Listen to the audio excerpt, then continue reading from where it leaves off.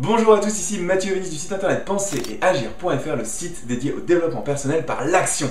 Bienvenue dans l'épisode 97 de la série Agir au quotidien, dans lequel on va voir pourquoi vous ne devez pas vivre votre vie au conditionnel. Et je vais partager avec vous un petit mot, un mot seulement. Si vous le dites souvent, c'est qu'il y a un problème et donc on va essayer de corriger ça dans cette vidéo. Donc restez bien dans cette vidéo pour découvrir les astuces que j'ai à partager avec vous aujourd'hui. Alors si vous n'êtes toujours pas abonné à ma chaîne YouTube, dites-vous qu'on est à l'épisode 97 et on va jusqu'à l'épisode 100. Mais qu'après l'épisode 100, eh bien, il va se passer encore beaucoup de choses. J'ai déjà des projets pour le début de l'année 2007, donc un nouveau projet, une nouvelle série de vidéos. Ce sera un petit peu spécial, je garde du suspense pour cette nouvelle série de vidéos. Et puis souvenez-vous, l'épisode 100, donc on est bientôt, l'épisode 100 marquera la sortie d'une formation avancée qui reprendra le meilleur des 100 épisodes de la série Agir au quotidien. Je peux vous dire que ça va être un truc de fou. J'ai fini de tourner toutes les vidéos de cette nouvelle formation. C'est un truc de malade, c'est bien au-dessus de tout ce que je pouvais espérer. Donc franchement, j'ai hâte de vous présenter ça dans l'épisode 100. Donc abonnez-vous et restez là à suivre ces vidéos parce que ça va vraiment être génial. Alors aujourd'hui, le conseil, l'idée c'est ne pas vivre sa vie au conditionnel. Et comment est-ce que vous pouvez voir si vous avez un petit peu cette attitude malsaine de conditionnel? C'est si vous vous dites tout le temps si, le mot si en fait. Et si je faisais ça, qu'est-ce qui se passerait? Et si j'accomplissais ce projet que j'ai envie de faire depuis longtemps, qu'est-ce qui se passerait? Et si.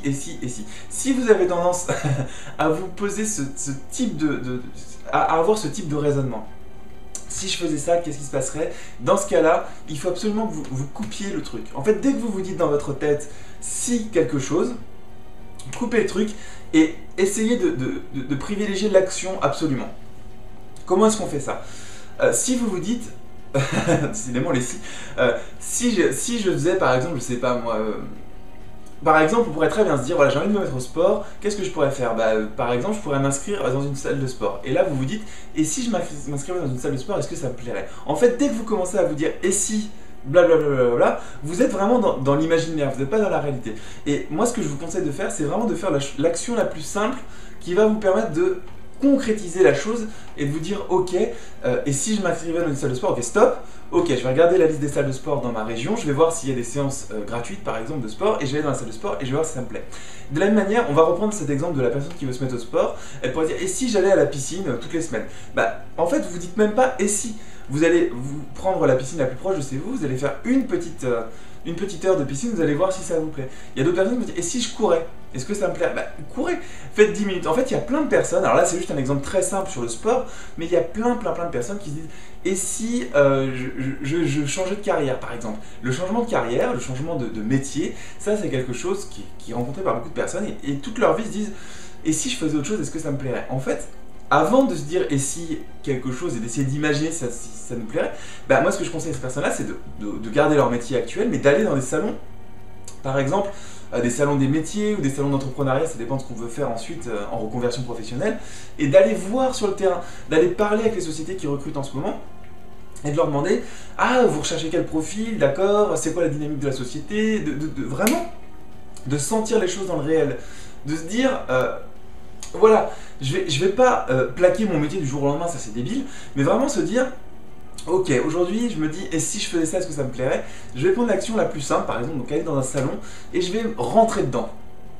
Et vous allez voir que ça va être blanc ou noir. Vous allez arriver dans la situation, vous allez dire oh, en fait ça me plaît pas du tout. Et heureusement que je m'en suis rendu compte aujourd'hui, comme ça je vais pouvoir penser à autre chose, à une autre alternative. Ou alors vous allez vous dire waouh, mais je suis hyper motivé quand je suis dans ce truc-là, que ce soit du sport, que ce soit une reconversion professionnelle, que ce soit une création d'entreprise. Voilà, quel que soit l'objectif ou l'envie que vous avez en ce moment, le fait de faire un tout petit truc. En y allant, déjà, vous allez vous rendre compte concrètement si ça vous plaît ou si ça ne vous plaît pas. Et à partir de là, vous allez pouvoir ou non continuer. Mais si vous êtes le genre de personne à vous poser tout le temps des questions, là ça va pas trop, peut-être que je pourrais faire ça, et si je faisais ça, etc. Vraiment, ayez que cette vidéo vous impacte vraiment au niveau inconscient et que vous vous dites ok, la prochaine fois je me dis et si je coupe tout de suite le raisonnement, je vais trouver une toute petite action simple pour me tester concrètement dans la réalité et je vais voir ce que ça m'apporte. Vraiment sans chercher une quelconque réussite ou sans chercher quoi que ce soit, vraiment en cherchant le test, en se disant ok, je teste le truc, je vais voir. On va voir et vous allez avoir un retour un retour réel sur vos envies, et vous serez plus en train d'imaginer la situation, mais vraiment en train de la percevoir et en train de la vivre. Et ça va littéralement tout changer.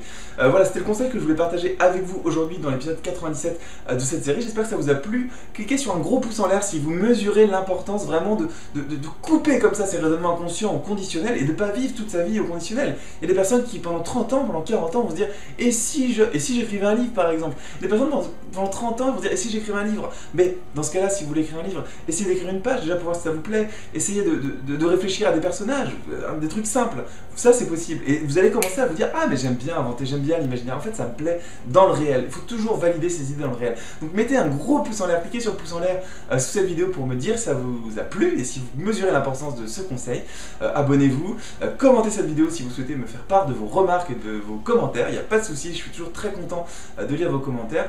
N'hésitez pas aussi à partager cette vidéo autour de vous pour faire en sorte que vos proches ne vivent pas au conditionnel. C'est vraiment horrible de vivre au conditionnel.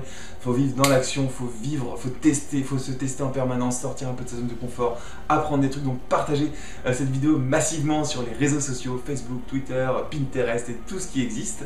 Et moi je vous donne rendez-vous demain comme d'habitude dans l'épisode 98 de la série Agir au quotidien. Abonnez-vous pour ne pas le manquer. À demain.